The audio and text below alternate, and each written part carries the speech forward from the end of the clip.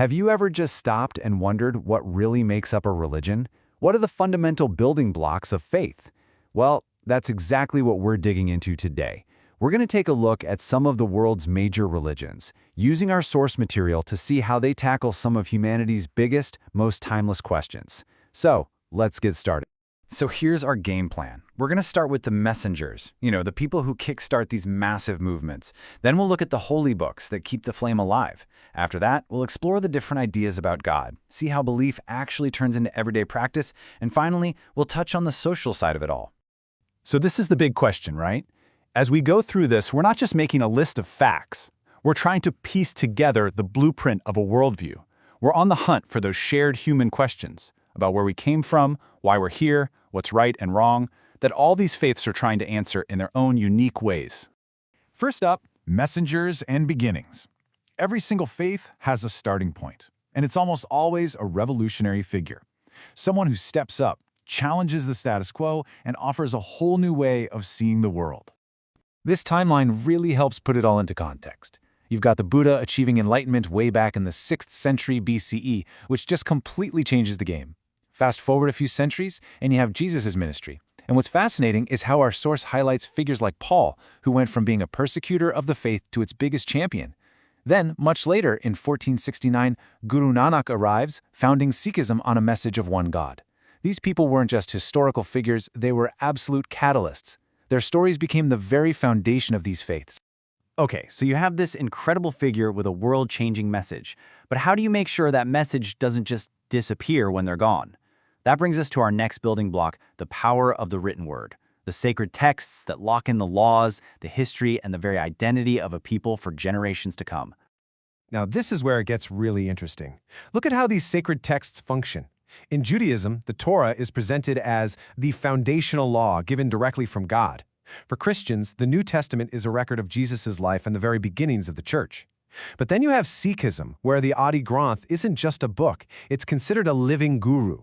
Think about that for a second. That means guidance isn't just something you read about from the past, it's a living, breathing presence for the community right now.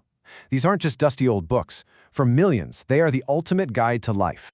So we've got the messenger, and we've got the message preserved in Scripture. But what's the message all about?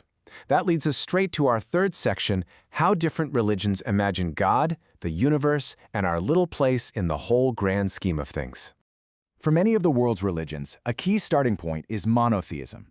It's this core idea that there is one, single, all-powerful God.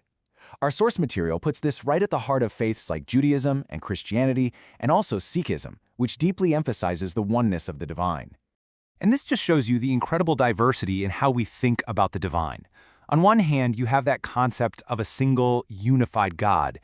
But on the other, the source describes the Hindu pantheon, where gods like Brahma, the creator, and Vishnu, the preserver, are seen as different faces of one ultimate reality. And then you have Japanese Shinto, where the kami, these divine spirits, can be found in literally everything, from a mountain to a river to an ancestor. It just completely blurs the line between the physical and the spiritual. It's amazing. And this diversity extends to the afterlife too. Instead of a one-and-done judgment, some faiths, like Hinduism and Sikhism, embrace the idea of reincarnation, or tenasuk. The source explains this as the soul's epic journey through many lifetimes, a cycle of death and rebirth that's all about purifying the soul until it can finally break free. It's a completely different map of our existence. All right, so we've talked about these huge, abstract ideas about God and the soul, but how does any of that show up in the real world?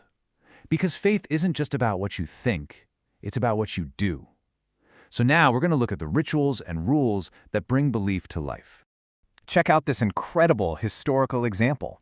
The Essenes were an ancient Jewish sect that built their entire society around their faith. I mean, everything. The source describes a community with super strict rules for purity, communal meals, a disciplined life of work and prayer. They were totally set apart from everyone else. It's just such a powerful picture of belief in action. And you see this idea of tangible faith everywhere you look.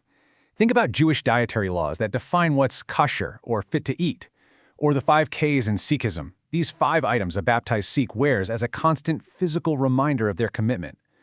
You've got the Hindu reverence for the cow as a sacred symbol of life, and the Shinto rituals of purification and offerings at shrines to honor the kami. All of these practices make faith something you can see, touch, and live every single day.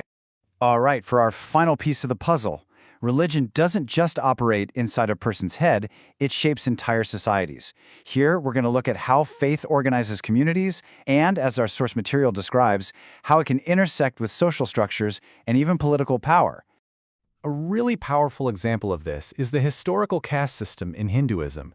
The source describes this as a rigid social pyramid, where your place in society, whether you were a priest at the top or an untouchable at the very bottom, was traditionally decided by your birth, and this whole structure was rooted in religious ideas about creation. It's a clear case of how theology can become social law, defining people's lives for centuries. And this kind of influence isn't just ancient history. Our source material also points to more modern examples where faith and politics meet. It describes the activities of several evangelical Christian organizations. For instance, it mentions the International Christian Embassy in Jerusalem, the Moral Majority Political Group in the US, and the Temple Mount Foundation, which the source says was created to help bring about the biblical prophecy of rebuilding the Third Temple. Now, we're just presenting this information as it appears in the source to show how religious conviction can be a powerful motivator for political and social action today. So, after exploring all these different paths, what's the one big thing to take away from all this? I think it's this. Even though the answers are wildly different, the questions themselves, they're universal. Questions about creation, purpose, morality, and what happens when it's all over. That's a shared human constant. And that leaves us with one last thing to think about. These faiths were born in a world so different from our own, yet here they are, still shaping lives in the 21st century. So the question for us is, as our world keeps changing faster and faster, how are our answers to these ancient, fundamental questions going to keep evolving right along with it?